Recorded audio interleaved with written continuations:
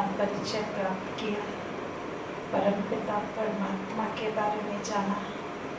आज परमात्मा हमें समय के चक्र का ज्ञान देंगे, टाइम साइकिल के बारे में बताएंगे। समय हमेशा एक चक्रीय घटना है। Time is always a cyclical phenomena. समय चक्र के रूप में घूमता रहता है, चाहे वो 24 घंटे का चक्र हो, दिन रात का चक्र हो, या ऋतुओं का चक्र हो, मौसम का चक्र हो, 365 दिन का चक्र हो। टाइम हमेशा चक्र के रूप में घूमता है। हर समय की, हर चक्र की एक अवधि होती है। जैसे दिन और रात की 24 घंटे की अवधि है, उसी तरह से पूरे साल के चक्र को देखें तो 365 दिन की चक्र का वर्णन आता है, देखते हैं। ठीक इसी तरह से इस पूरी सृष्टि चक्र का, जिसको हम काल चक्र भी कहते हैं, वर्ल्ड ड्रामा व्हील कहते हैं, इसकी भी एक अवधि है। ये 5000 साल की एक साइकिल है, जिसका कि इतिहास, और न सिर्फ इतिहास बल्कि भूगोल भी, भौगोलिक घटनाएं भी हूबहू रिपीट होती है। चूंकि 24 घंटे का चक्र, 365 दिन का चक्र, ये हमारे जीवन काल में घटित होता है, इसलिए हम इसके अनुभवी हैं। इसके बारे में हम कभी सवाल नहीं उठाते, लेकिन 5000 साल की ये जो साइकिल है, ये हमारे लाइफ टाइम के बियॉन्ड है, इसलिए इसका हमें कोई अनुभव नहीं है। अनुभव नहीं है तो इस पे ढेर सारे सवाल उठाए जाते हैं कि ये 5000 साल की बात कहाँ से आई। ऐसा तो किसी शास्त्रों में लिखा नहीं है, ऐसा लोग पूछते हैं, है ना। यदि देखें तो लगभग हर शास्त्रों में इस 5000 साल का वर्णन कहीं ना कहीं है। अभी यदि आपसे पूछे महाभारत को हुए कितना टाइम हुआ, ठीक 5000 साल पहले। अभी से 5000 साल पहले महाभारत युद्ध हुआ था, और कल हमने देखा कि महाभारत के ही अंतिम चैप्टर में ये बात लिखी कि जब घर घर में महाभारत शुरू हो जाए तो समझ लेना चाहिए महाभारत काल फिर से आ गया है। तो 5000 साल में ये साइकिल रिपीट हो गई ना। इसी तरह से बाइबल में लिखा है 3000 before the birth of Christ and 2000 after the death of Christ, there was heaven on earth. माना इस संसार में, इस दुनिया में हर 5000 साल के बाद एक बार जो है स्वर्ग आता है इस धरती पे। कुरान में भी कयामत के दौर के बारे में चर्चा की गई है, जो हमेशा 5000 साल के बाद आता है, और अभी उनके हिसाब से कयामत का दौर चल रहा है। उर्दू में कयामत कहे, यहाँ महाभारत कहे, बात तो एक ही है ना। तो ये 5000 साल का वर्णन हर जगह किया गया है। इस 5000 साल की साइकिल में कोई भी साइक्लिकल घटना जो होती है, उसके कुल 4 पार्ट हमेशा होते हैं। जैसे यदि 24 घंटे का देखें तो 4 भाग, सुबह, दोपहर, शाम और रात। उसी तरह से एक साल में 4 प्रमुख ऋतुएं जो है वो घूमती रहती है। ठीक ऐसे ही इस 5000 साल की साइकिल को भी 4 युगों में बांटा गया है। जिसे हम सब जानते हैं सतयुग, त्रेता युग, द्वापर युग, कलयुग। ये 4 प्रमुख भाग हैं जिसमें कि इस 5000 साल की साइकिल को बांटा गया है और बराबर बराबर बांटा गया है। 1250 साल का एक एक युग है। ठीक, अब कोई भी चक्र को हम ये नहीं कह सकते कि यहाँ से शुरू हुआ, यहाँ एंड हुआ। क्यों? क्योंकि ये एक अनवरत चलने वाला चक्र है, अनादि अविनाशी चक्र है। तो ये नहीं कह सकते ये चक्र कहाँ से, किस युग से शुरू हुआ। 24 घंटे में भी नहीं कह सकते कहाँ से शुरू हुआ। फिर भी डिस्क्रिप्शन के पर्पज से, कार्य विधि के हिसाब से कहीं ना कहीं से तो शुरुआत मानते हैं। 12 बजे के बाद डेट चेंज हो जाती है। सुबह को पहला प्रहर कहा जाता है। तो ठीक इसी तरह से इस चक्र में भी हम सतयुग को पहला प्रहर सुबह का समय मानते हैं। सुबह के बाद 1250 साल बीता तो दोपहर का समय जैसे त्रेता युग, फिर द्वापर, फिर 1250 साल बीते तो कलयुग, और कलयुग जब पूरा होगा तो फिर क्या आएगा? क्योंकि चक्र है ना, तो फिर से क्या आएगा? फिर सतयुग आएगा। इस चीज को समझ लिया। अब इसकी महत्ता को समय के अंतर्गत युगों की, एक एक युगों की महत्ता को समझ लेना बहुत इम्पोर्टेंट है कि चक्र कैसे फिरता है और कब कैसे परिवर्तन होता है। यहाँ चूंकि आज के भौतिकवादी समाज में, कलयुग में हमारी बुद्धि भी थोड़ी मटेरियलिस्टिक है, तो मटेरियल के वैल्यू को हम समझ सकते हैं। मटेरियल से, मेटल से कोई लेना देना नहीं है इन युगों का, लेकिन फिर भी उसकी महत्ता को, इम्पोर्टेंस को समझने के लिए यहाँ एक एक युग की तुलना एक एक मेटल से समझ सकते हैं। जैसे जब ये सतयुगी सृष्टि थी, सतयुगी सृष्टि थी, जब पहली बार हम आत्माएं ऊपर से, कहां से आए थे? परम धाम से। परम धाम से जब इस दुनिया में, इस सृष्टि में आए थे, तो हमारी आत्मा बैटरी फुल्ली चार्ज थी। जो 7 गुण हैं, उन गुणों में हम भरपूर थे। शांति 100%, सुख 100%, लव 100%।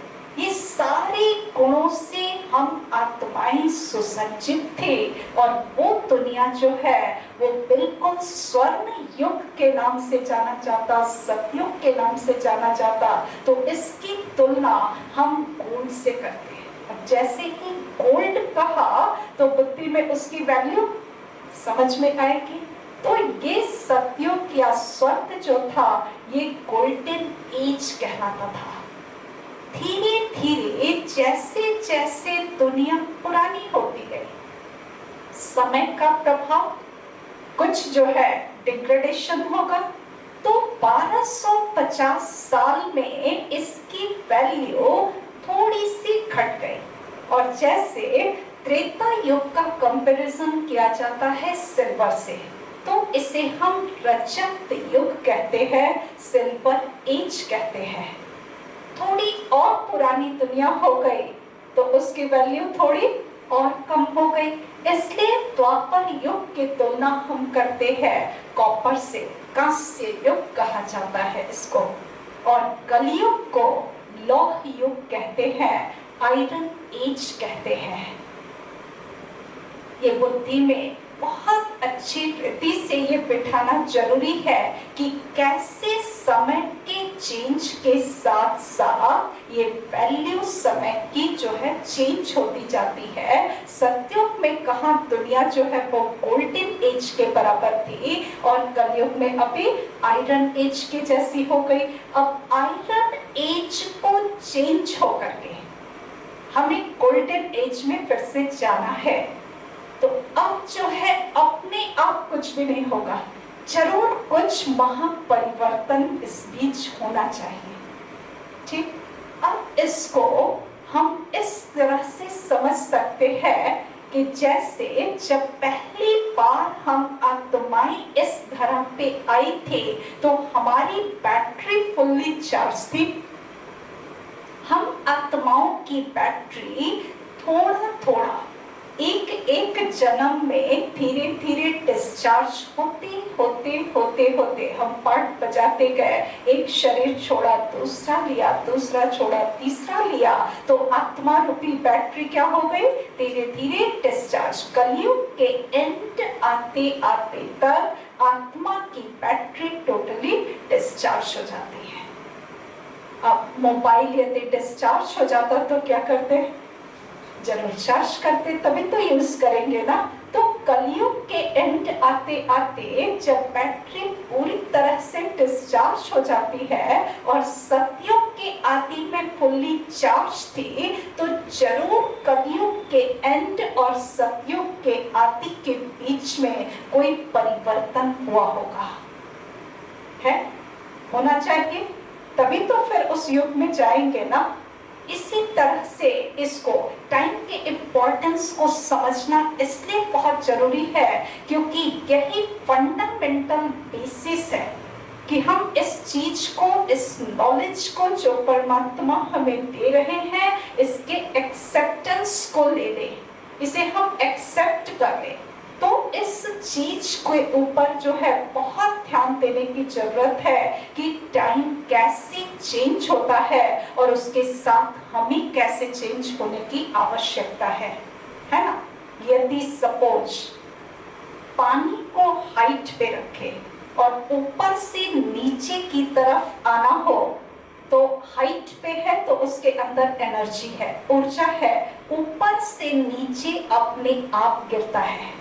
लेकिन नीचे से यदि पानी को ऊपर चढ़ाना हो तो बाहर से एनर्जी देनी पड़ेगी, ऊर्जा लगानी पड़ेगी, तब नीचे से ऊपर जाएगा। जहां सतयुग में हम अपनी हाईएस्ट एनर्जी के लेवल पे थे, अब जो है कलयुग के एंड में बिल्कुल लोवेस्ट एनर्जी के लेवल पे आ गए, तो अब लोवेस्ट से पुनः हाईएस्ट जाने के लिए अब अपने आप नहीं होगा, कुछ न कुछ बाहर से एनर्जी की आवश्यकता पड़ेगी। इसी को, इस टाइम साइकिल के चेंजेस को यदि, क्योंकि स्पिरिचुअलिटी के जितने लॉस होते हैं वो फिजिक्स के लॉ के पैरेलल चलते हैं। थर्मोडायनामिक्स का एक लॉ है, सेकंड लॉ है एंट्रोपी का नियम, जिसमें कि हाईली ऑर्गेनाइज्ड स्टेट से जब हाईली डिसऑर्गेनाइज्ड हो जाता है तो एंट्रोपी जो जनरेट होता है एनर्जी, पर वो अनयूजेबल एनर्जी है, उसे हम यूज नहीं कर सकते। उसे पुनः यूज करने के लिए क्या करना पड़ता है? बाहर से ऊर्जा दे करके नेट एंट्रोपी करनी पड़ती है। ठीक ऐसे ही इस संसार में भी यही नियम है। जहां सतयुग में हम सब आत्माएं फुल्ली ऑर्गेनाइज्ड थी, पूरी दुनिया सुव्यवस्थित थी, धीरे धीरे समय का प्रभाव, कलयुग का अंत आते आते पूरी दुनिया डिसऑर्गेनाइज्ड हो जाती है, अस्त व्यस्त हो जाती है। तो ये ऊर्जा एंट्रोपी जो जनरेट हुई, इसको नेगेट करने के लिए परमपिता परमात्मा को फिर से आना पड़ता है, जो कि कल देखा गीता के वायदे के अनुसार परमात्मा इस धरा पर फिर से आते हैं। जब जब धर्म की अति ग्लानि, यहाँ धर्म को भी समझ लेना बहुत जरूरी है, क्योंकि आत्मा का धर्म क्या है? आत्मा के जो गुण है ना, वो ही आत्मा के ओरिजिनल धर्म है। जैसे शांति, शांति हमारा स्वधर्म है, प्रेम हमारा स्वधर्म है। तो जब इस धर्म की ग्लानि होती है, धीरे धीरे जैसे जैसे बैटरी डिस्चार्ज होती तो क्या होता, इस धर्म की ग्लानि होती है, शांति के साथ थोड़ी अशांति। लेकिन कलयुग एंड आते आते पूरी अशांति, शांति बिल्कुल गायब, टोटल डिसऑर्गेनाइज्ड हो गया। तो इस समय धर्म की अति ग्लानि का समय, जिस समय परमपिता परमात्मा को फिर से इस धरती पर आना पड़ता है। और जब परमात्मा का प्रजापिता ब्रह्मा के तन में आगमन होता है तो आत्मा का परमात्मा के साथ मिलन होता है। इस मिलन को संगम कहते हैं।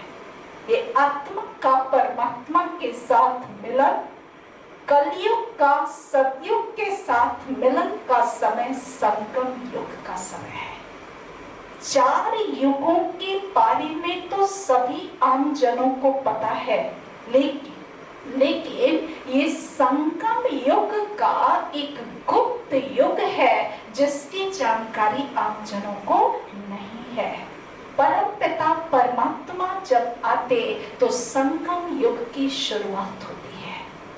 दुनिया के लिए कलयुग चल रहा है, नो प्रॉब्लम, वो चलेगा, लेकिन जिन आत्माओं को इस विशेष गुप्त युग की जानकारी मिल जाती है वो अपने परिवर्तन करने में लग जाते हैं। ये वो समय है जब हम अपनी बैटरी को पुनः चार्ज कर सकते हैं। परमपिता परमात्मा से योग लगा करके, मेडिटेशन करके जो अपनी खोई हुई ज्ञान गुण और शक्तियां हैं उसको हम फिर से अपने अंदर भर सकते हैं। और जब भरेंगे तो सत्य की सृष्टि में जाने के लायक बन जाएंगे। ये गुप्त युग संगम युग है जो कलयुग के एंड और सतयुग के आदि का एक छोटा सा समय है। लगभग 100 साल का समय दिखाया जाता है। यदि इस युग की तुलना किसी मेटल से करनी हो तो किस मेटल से करना प्रेफर करेंगे? किससे करेंगे? जरूर, यदि देखा जाए तो इस पूरी सृष्टि पर चारों युगों में आत्माएं अपना पार्ट प्ले करती है। सत्य त्रेता में देव आत्माएं होती हैं, द्वापर के टाइम में महान आत्माएं धर्मात्माओं का रोल होता है, फिर पुण्य आत्माएं आते हैं और कलयुग एंड आते आते पाप आत्माएं हो जाते हैं। आत्माओं के डिग्रेडेशन के कारण ये होता है। तो डिफरेंट टाइम में आत्माएं इस धरा पे रोल अदा करती है, पर परमात्मा का रोल नहीं होता। चारों युगों में कहीं भी परमात्मा का रोल नहीं है, परमपिता परमात्मा का आना ही होता है संगम पे। तो इसलिए जब परमात्मा और आत्माएं एक साथ इस धरा पे पार्ट बजा रहे होंगे, उस युग का वर्णन हम किस मेटल से करना प्रेफर करेंगे? जरूर जो है हीरे से करेंगे, हीरे से। ये डायमंड एज है। अभी डायमंड एज है जब हम आत्माओं को ये सौभाग्य प्राप्त होता है कि हम परमपिता परमात्मा के साथ इस धरा पे पार्ट बजाएं। ये बहुत बहुत बहुत वैल्यूएबल युग है। इस समय जो आत्माएं जागृत हो गई, जो अपने कॉन्शियसनेस को समझ लिए, जो इस असलियत को जान लिए, वो आत्माएं जागृत होकर के परमात्मा से अपने अंदर शक्तियां भरने में लग जाते हैं। ये बहुत वैल्यूएबल युग चल रहा है। इसका एक एक सेकंड बहुत ही इम्पोर्टेंट है जो हमें खोना नहीं चाहिए, खोना नहीं चाहिए। अब इसी को यदि थोड़ी थोड़ी विस्तार से देखें तो जो सतयुग और त्रेता युग का समय है, इसको इस धरती पर स्वर्ग कहा जाता है। आज किसी से पूछे कि स्वर्ग कहाँ है तो क्या कहेंगे? कहते हैं ना फलाने स्वर्गवासी हुए, तो क्या समझते हैं? स्वर्ग कहीं ऊपर है। तीनों लोगों को हमने देखा, उसमें कहीं स्वर्ग लोक था? नहीं था। कहते भी हैं कि अरे स्वर्ग भी इसी धरती पर है और नर्क भी यहाँ ही धरती पर है। कहते हैं ना कि जिनके पास सारी सुख सुविधा के साधन हैं वो स्वर्ग में है, जिनके पास नहीं है वो नर्क में है, ऐसा भी समझते हैं। चल के पूछ लेते हैं, आप स्वर्ग में हैं? क्या कहेंगे? भगवान की दया से सब कुछ है, लेकिन सुख और शांति जीवन में नहीं है, तो वो भी स्वर्ग में नहीं है। तो बेसिकली ये स्वर्ग और नर्क का कॉन्सेप्ट जो है वो क्या है? ये टाइम कॉन्सेप्ट है। ये टाइम कॉन्सेप्ट है। जब इस धरा पर सतयुगी और त्रेता युगी दुनिया थी, जहाँ की सभी सुख संपदाएं जो है अथाह थी, संसाधन अथाह थे, जनसंख्या कम थी, सभी जो है देवी देवताएं सुख में जीवन व्यतीत करते थे, वो समय स्वर्ग का था। कोई बीमारी नहीं, कोई अशांति नहीं, कुछ भी नहीं, सुख शांति का साम्राज्य था, पवित्रता का साम्राज्य था, उसको स्वर्ग कहा जाता था। और द्वापर और कलयुग जहाँ दुख अशांति प्रिवेल करता है उसको नर्क कहा जाता है।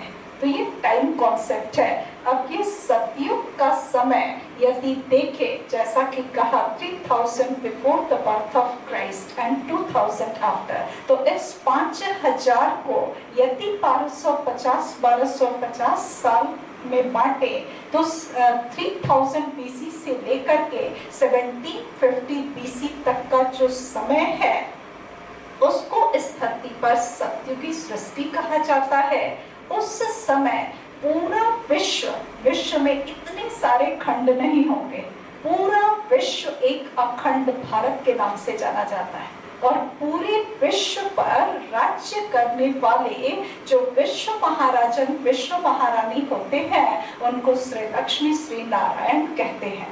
इनका राज्य जो है पूरे विश्व पर होता है और इनके अंडर में ढेर सारे राजाएं अपनी अपनी जो है राजधानी संभालेंगे, लेकिन सभी जो है एक मत होते हैं।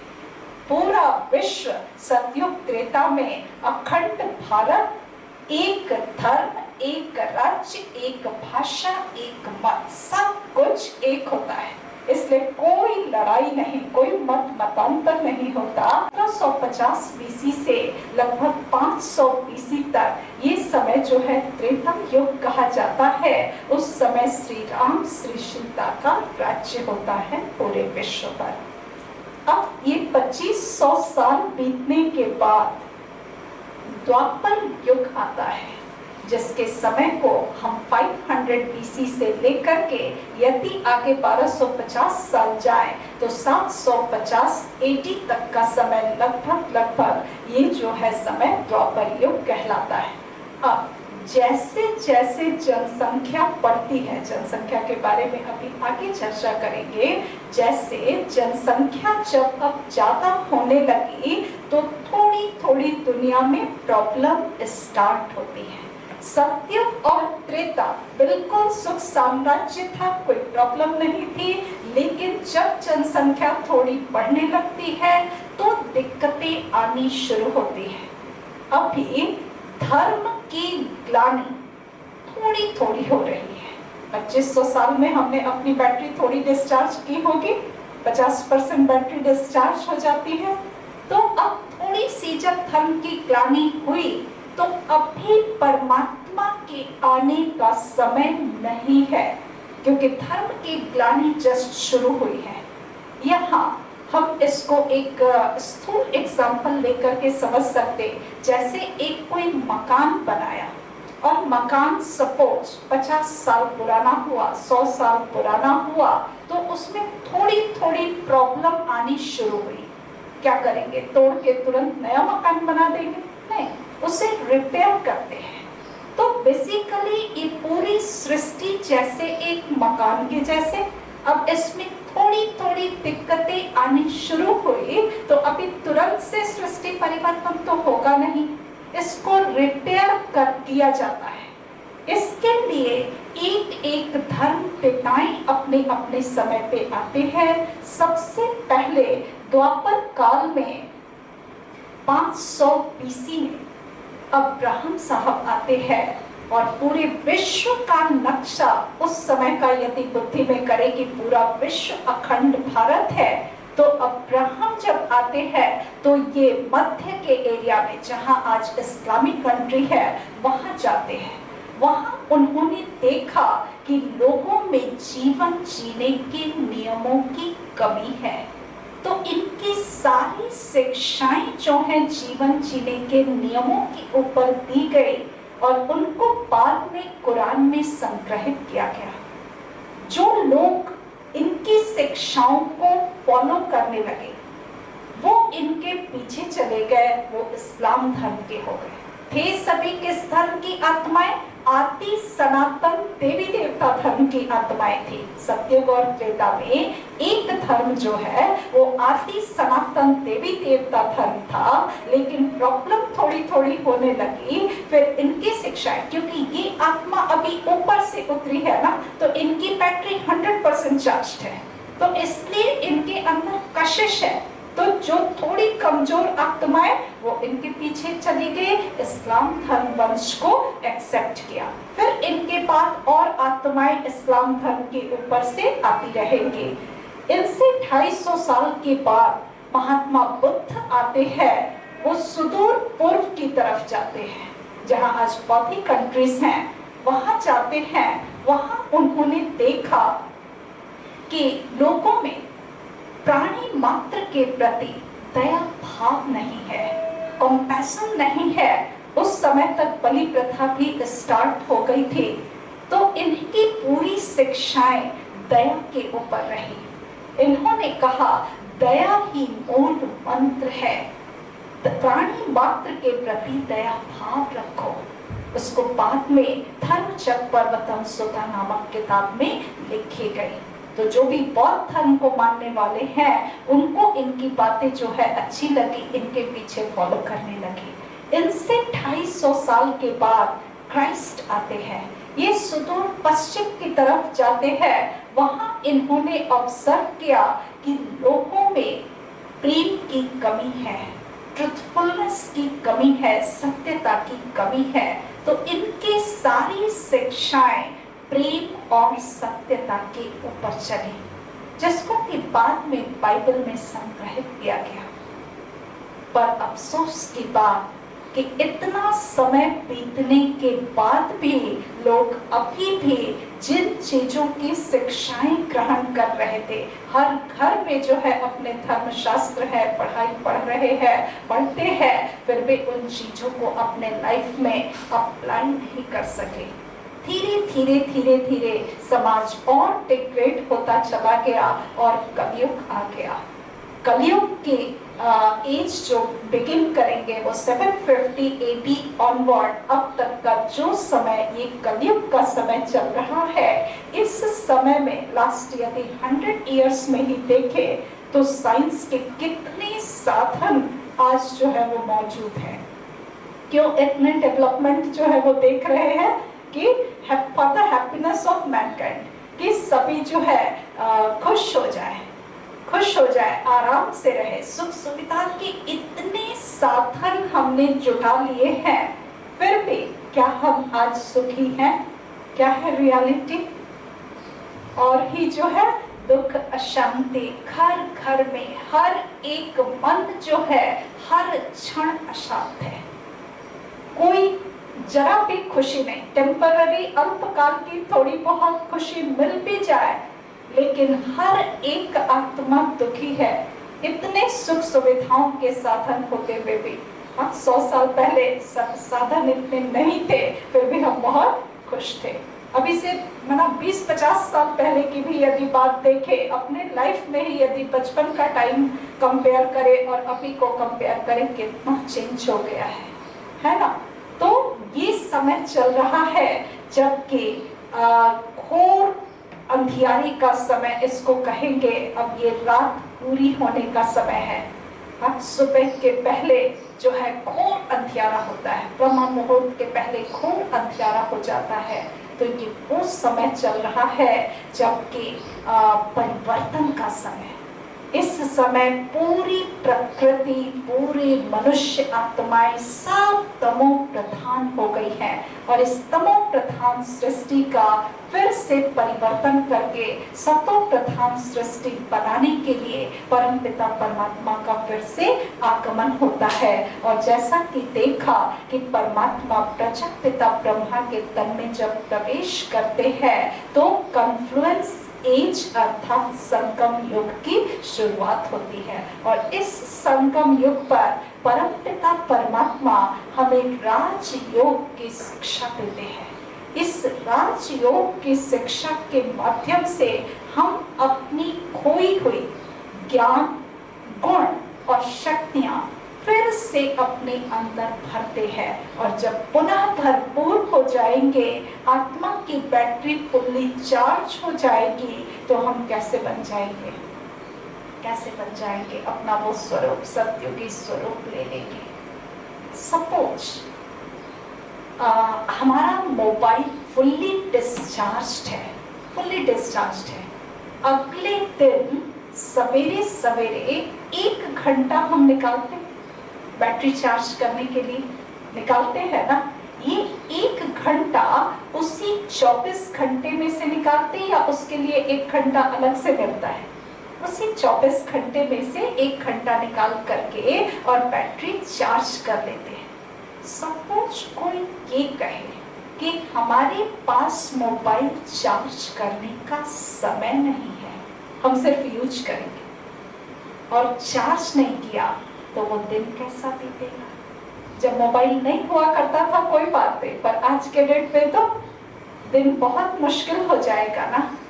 तो इस पूरी सृष्टि चक्र में जो संगम का समय है, बैटरी चार्ज करने का समय है, और कोई आत्मा ये कहे कि इस टाइम में हमारे चार्ज करने की हमें फुर्सत नहीं है, पूरा अगला कल्प कैसे बीतेगा?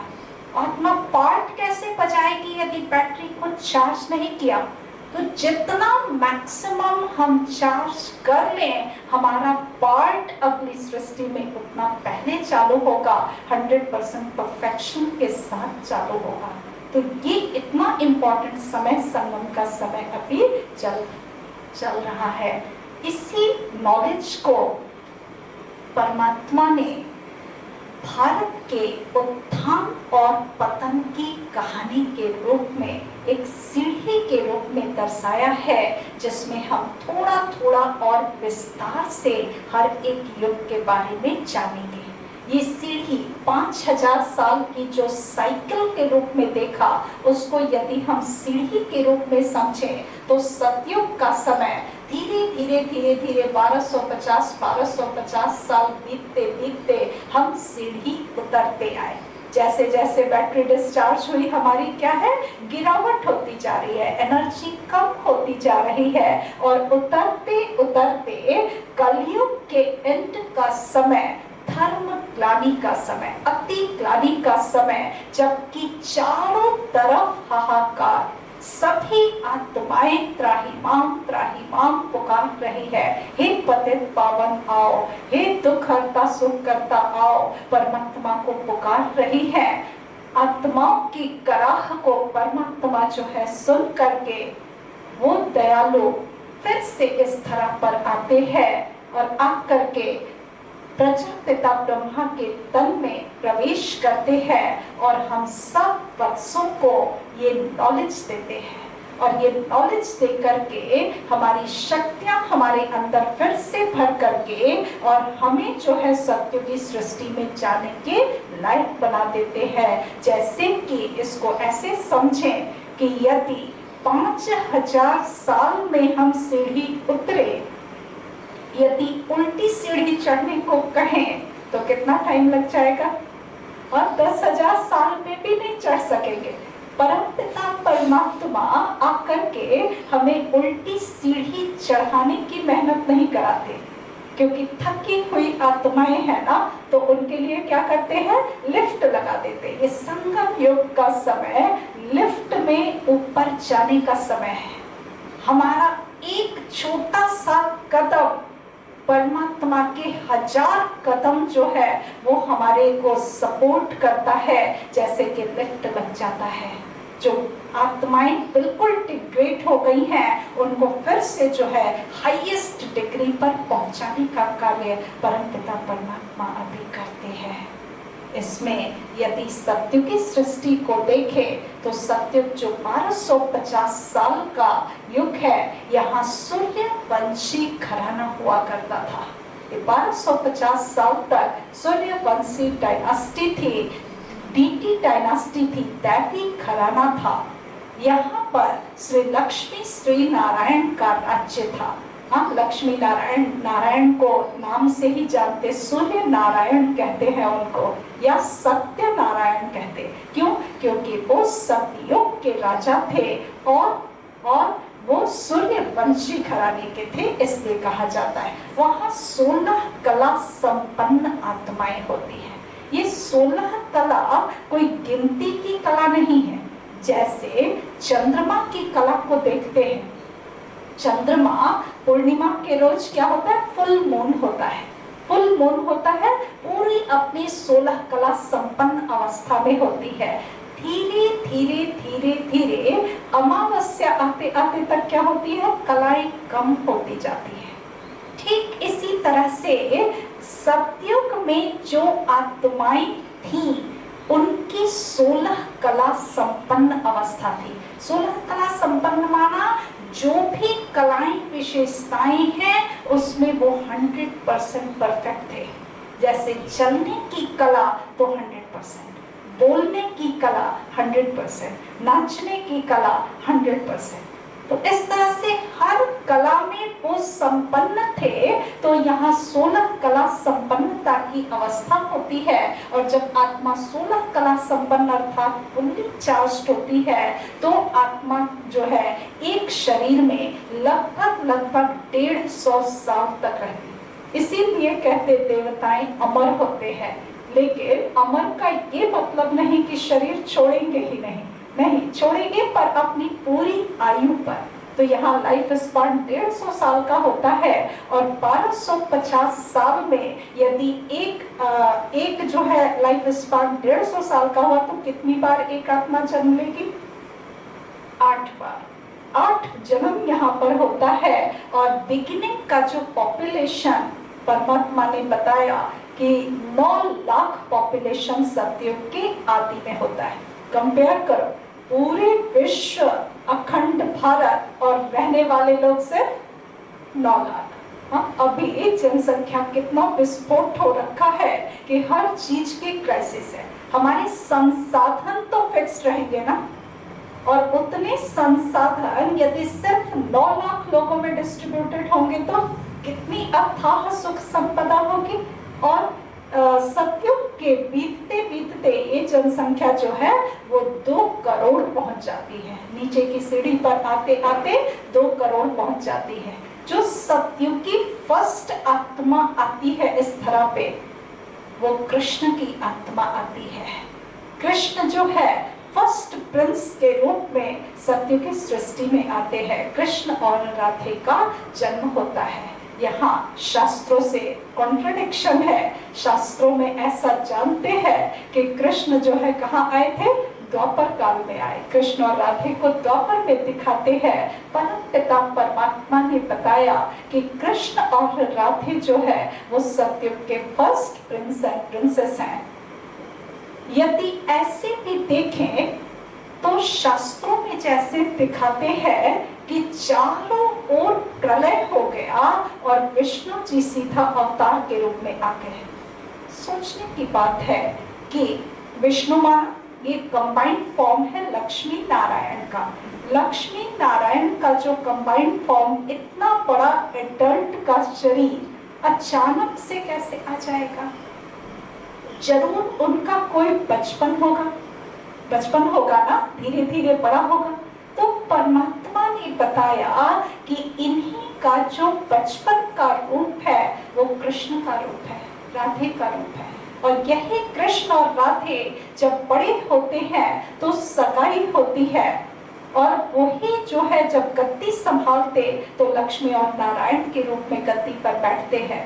इसी के लिए भक्ति मार्ग में हम एक भजन भी गाते हैं, कहते हैं श्री कृष्ण गोविंद हरे मुरारी, हे नाथ नारायण वासुदेवा। कहते हैं ना, श्री कृष्ण माना बिल्कुल बाल्यकाल, कृष्ण माना बालक का रूप होता है। गोविंद कहते हैं अर्ली एडोलेसेंट एज को, किशोरावस्था को। और जब मुरारी कहते हैं तो मुरारी हमेशा जो है अर्ली एडल्टहुड वाला दिखाई पड़ता है। वो मुरारी का फॉर्म जब गद्दी संभालते तो वही लक्ष्मी नारायण बन जाते हैं। ये आज भी हम गायन करते पर ये कोरिलेट नहीं कर पाते, इसीलिए कृष्ण का बुढ़ापा कभी नहीं देखा और नारायण का बचपन कभी नहीं देखा, लक्ष्मी नारायण का बचपन का फॉर्म नहीं दिखाया जाता। तो ये कोरिलेशन परमात्मा ने आकर के समझाया कि कृष्ण ही जो 16 कला संपन्न आत्मा है वो यहाँ पे फर्स्ट बर्थ में आती है ना। ये जो है जनसंख्या धीरे धीरे बढ़ करके 2 करोड़, और उसके बाद जब त्रेता युग आता है कृष्ण का यहाँ पे 8 बार जन्म दिखाया, इसीलिए कृष्ण की जन्म अष्टमी मनाते हैं। और उन्हीं का जो 9वां जन्म दिखाते वो राम के रूप में दिखाते हैं, तो इसलिए राम की नवमी मनाई जाती है, राम नवमी मनाते हैं। ये 550 साल चंद्रवंशी घराना होता है, या इसको रघुवंशी घराना भी कहते हैं। वो रामचंद्र नाम में भी सम्मिलित है। ये चंद्रवंशी घराना है, यहाँ क्षत्रिय घराना या क्षत्रिय डायनास्टी कहते हैं। इसमें आत्मा की कला, अब 1250 साल बीत गया तो आत्मा की कला जो है 2 कला घट गई, और 2 कला घटने से यहाँ जो है एवरेज लाइफ स्पान कम हो जाएगा। 14 कला संपन्न आत्मा की पावर थोड़ी सी कम हो गई, लाइफ स्पान घट करके 110-120 साल ऑन एन एवरेज हो जाता है। तो जब लाइफ स्पान घटा तो 1250 साल में जन्म जो है बढ़ जाएगा। तो यहाँ 12 बार जन्म लेते हैं, यानी 12 गद्दी चलती है। राम सीता की 12 गद्दी चलती है, और जो जनसंख्या 2 करोड़ थी वो त्रेता के एंड आते आते जो है 33 करोड़ पॉपुलेशन हो जाता है ना। इन्हीं 33 करोड़ देवी देवताओं का गायन और पूजन भारत वर्ष में किया जाता है। कहते हैं भारत से 33 करोड़ देवी देवताएं होके गए हैं। यहाँ 33 करोड़ जनसंख्या से भी लिया जाता है, और 33 कोटि भी कहा जाता कि 33 प्रकार के डिफरेंट क्वालिटीज के आधार से देवी देवताओं को 33 कोटि में डिवाइड किया गया है ना। तो इस तरह से त्रेता युग में हम अभी भी आत्म अभिमानी अवस्था में रहते हैं। सतयुग में हमारी आत्मा सत्व प्रधान अवस्था में थी, वो यहाँ आकर के सत्व अवस्था में बच जाती है, सत्व गुण संपन्न होती है। अब जो है जनसंख्या 33 करोड़ से जब ज्यादा होने लगती है तब द्वापर काल कहा कि थोड़ी थोड़ी दिक्कतें शुरू हो गई यहाँ पे। अब द्वापर काल का समय 1250 साल वैश्य वर्ण कहलाता है, और इस समय 8 कला संपन्न 50% बैटरी डिस्चार्ज हो जाने के कारण आत्मा सिर्फ 8 कला संपन्न बचती है। यहाँ पे 21 बार जन्म लेना पड़ता है, 21 बार। 1250 साल युग के हिसाब से चले तो 21 जन्म आत्मा यहाँ लेती, आयु घट करके ऑन एन एवरेज 75 ईयर्स की रह जाती है। यहाँ आत्मा जो है रजो प्रधान हो जाती है। इस रजो प्रधान का क्या मतलब है अभी बताएंगे। ग्रेजुअली इंक्रीजिंग बॉडी कॉन्शियसनेस, यहाँ बॉडी कॉन्शियसनेस जो आत्म अभिमानी अवस्था अब तक थी, सतयुग और त्रेता में हम अपने को आत्मा समझते थे, बॉडी का भान नहीं था, बॉडी का कॉन्शियसनेस नहीं था। लेकिन द्वापर काल में बॉडी कॉन्शियसनेस प्रवेश करती है, पॉपुलेशन तेजी से बढ़ता जाता है, और इसी को पहला विकार, पहला मनोविकार जो इस दुनिया में कदम रखता है दिखाते हैं डिजायर। 500 BC में पहला मनोविकार इच्छा।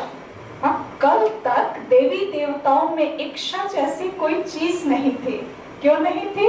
क्योंकि उनके खजाने में सब कुछ उपलब्ध था। लेकिन आज जब जनसंख्या बढ़ गई तो फिर जो है उनके पास है, हमारे पास नहीं है। होना चाहिए, ये चाहिए शब्द जो है वो प्रवेश किया। इसी के पीछे पीछे जब चाहिए आया तो लोभ भी आया, लोभ आया तो पीछे चोरी भी आई। धीरे धीरे एक एक विकार, बॉडी का कॉन्शियसनेस आया, आत्मिक अवस्था जो है धीरे धीरे धूमिल होती गई, वो स्मृति जो है कम होती गई एंड हम अपने को बॉडी समझने लगे।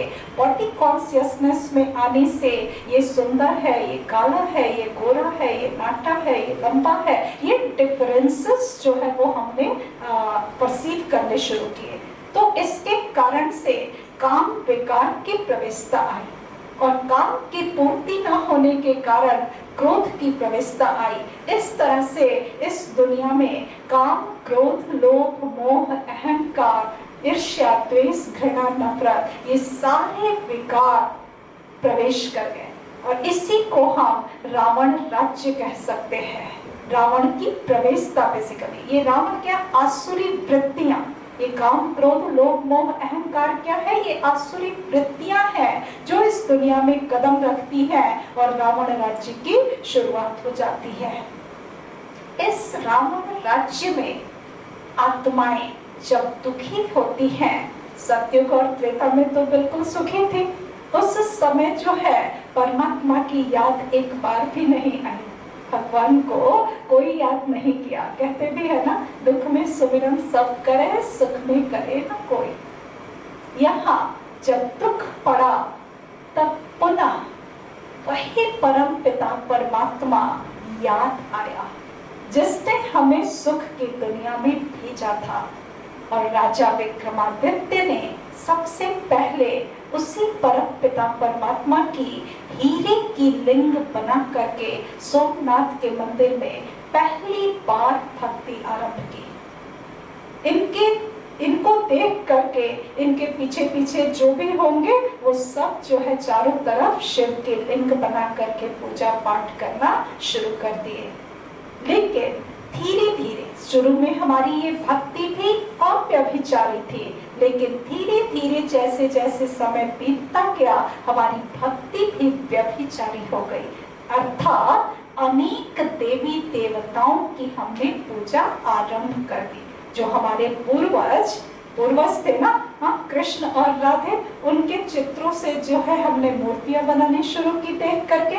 लक्ष्मी नारायण जो हो करके गए उनके जो है मूर्ति बनाए, राम सीता जो हो करके गए उनकी मूर्ति बनाई और ये मूर्ति पूजा की प्रथा यहाँ से शुरू हुई और हमारी भक्ति व्यभिचारी हो गई। यहाँ भक्ति यदि हमने शुरू की तो भक्ति की सामग्री भी चाहिए।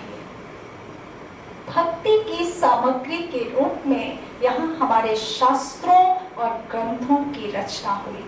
साक्षात्कार के आधार से ये सारे वेद, शास्त्र, ग्रंथ रचे गए द्वापर काल में और उसको हम फिर फॉलो करना शुरू किए। यहाँ हमारी बुद्धि रजो प्रधान थी।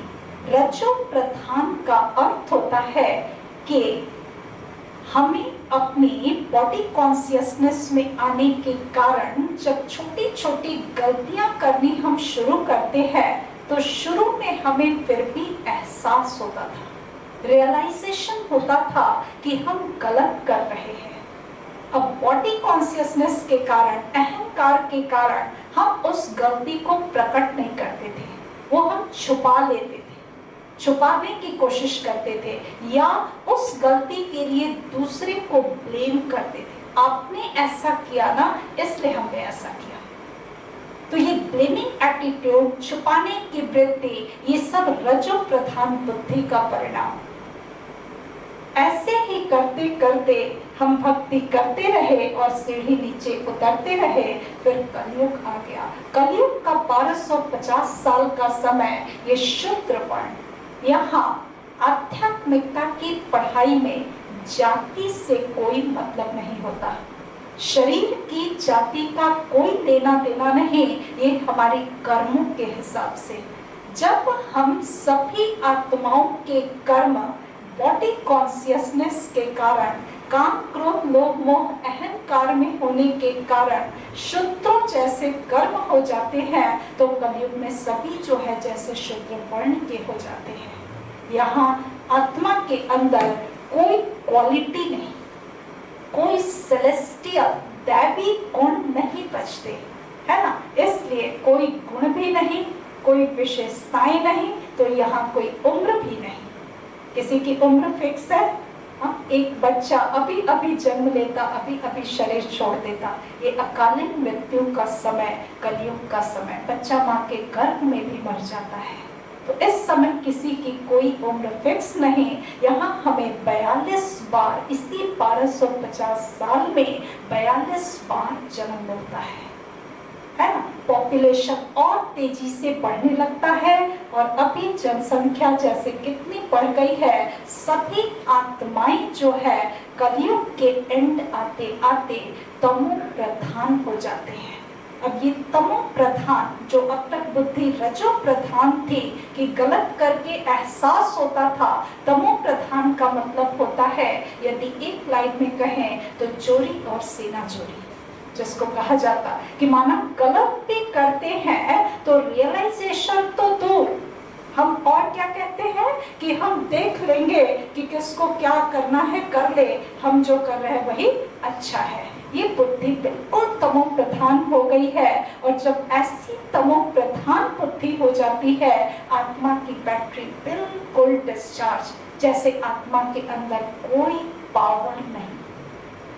यदि कोई नेगेटिव चीजें देखते होंगे तो ये न समझे कि ये आत्माएं बहुत पावरफुल हैं, इसलिए ये नेगेटिव काम कर रहे हैं। नहीं, नेगेटिव आत्मा के अंदर वो अंदर से बिल्कुल खोखली आत्माएं होती है, और जब ऐसी खोखली पावरलेस आत्माएं प्रकृति के भी पांचों तत्वों को देखे तो कैसी दिखाई पड़ेगी? बहुत पावरफुल। इसलिए आज के डेट में क्या करते हैं, प्रकृति के पांचों तत्वों की भी पूजा शुरू कर देते हैं। वायु देवताय नमः, जल देवताय नमः, सूर्य देवताय नमः, सब चीज की पूजा, खूब पूजा शुरू कर देते, प्रकृति के पांचों तत्वों की पूजा शुरू करते हैं। तो ये तत्व कहाँ, प्रकृति जो है हमारी दासी थी। सतयुग में जब हम आत्माएं सतो प्रधान थे तो प्रकृति दासी थी, देवी देवताओं के ऑर्डर को फॉलो करने वाली होती थी। और आज के डेट में प्रकृति जो है वो देवी देवता और हम प्रकृति के दास बने हुए हैं। अब कहाँ कहाँ कैसे कैसे घटनाएं घट जाती है, व्यक्ति कुछ कर पाता है? नहीं कर पाता।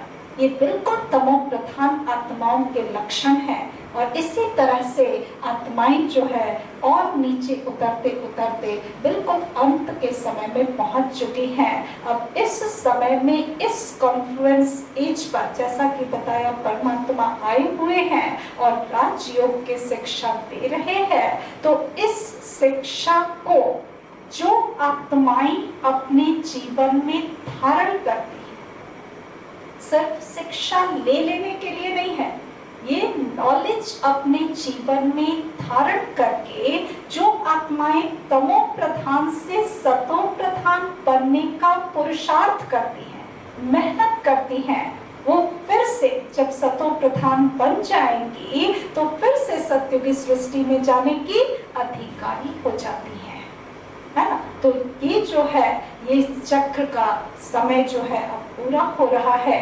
ये समय आ गया है जबकि हमें अपनी बैटरी फिर से चार्ज करके सतो प्रधान बनने की आवश्यकता है। ये रहा समय का चक्र। इसमें एक बहुत बड़ा हमारे जन्मों को लेकर के एक मिथ है।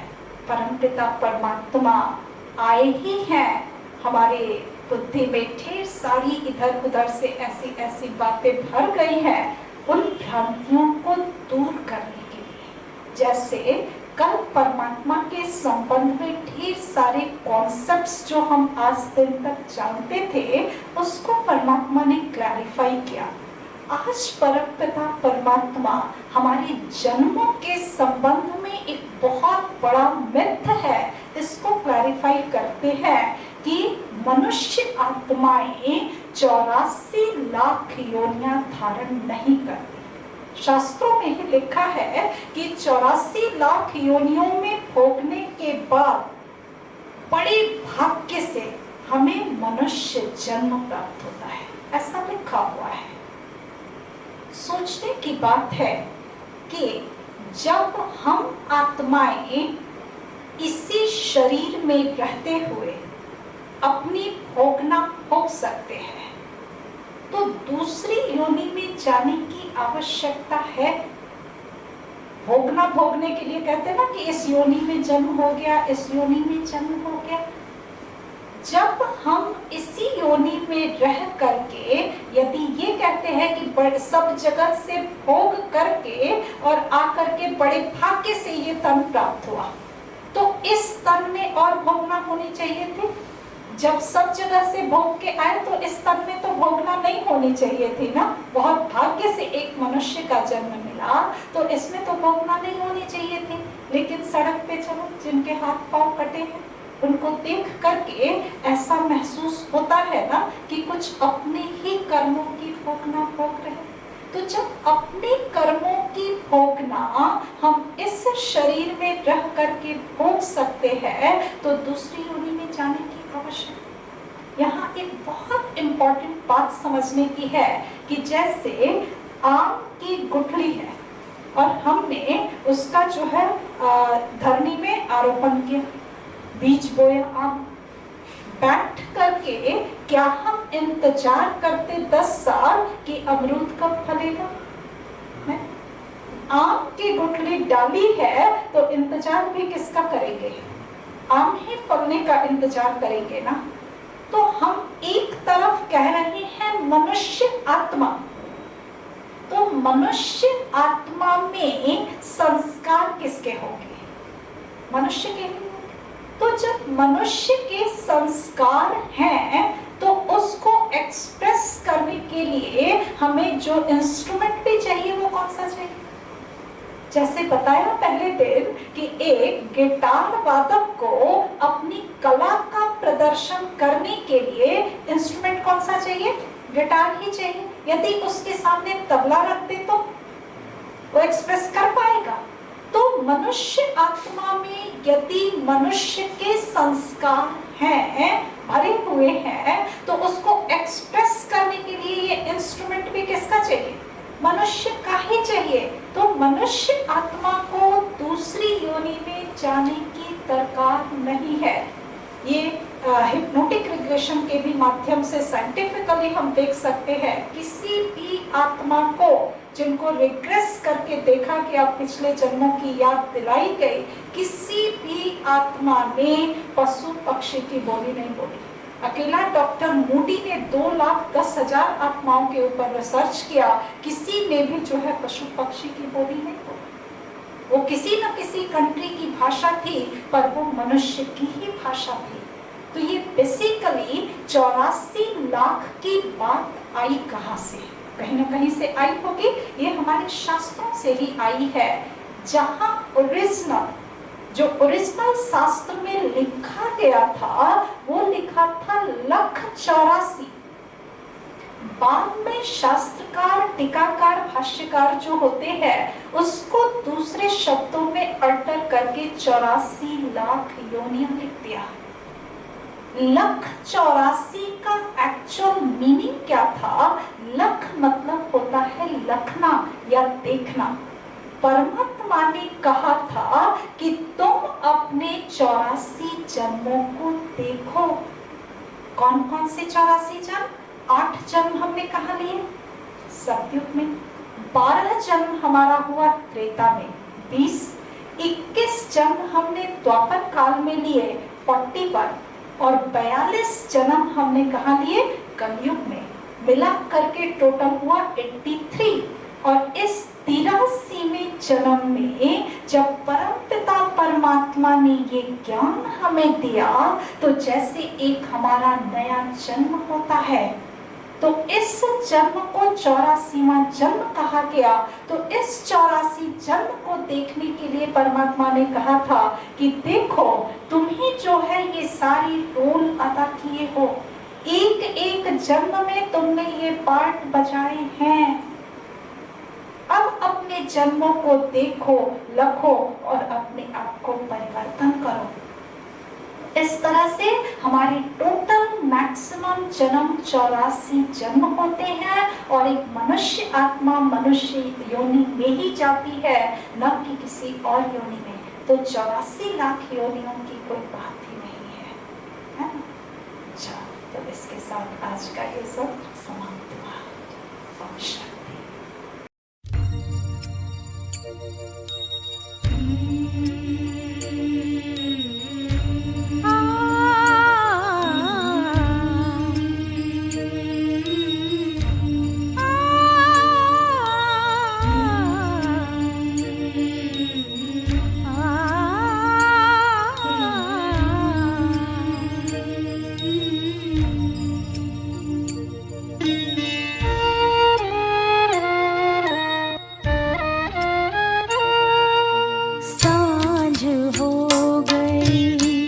सृष्टि चक्र की सांझ हो गई, सृष्टि चक्र की चल रे राही अपने धाम, तेरी मंजिल परम धाम है, तेरी मंजिल परम धाम है। वहाँ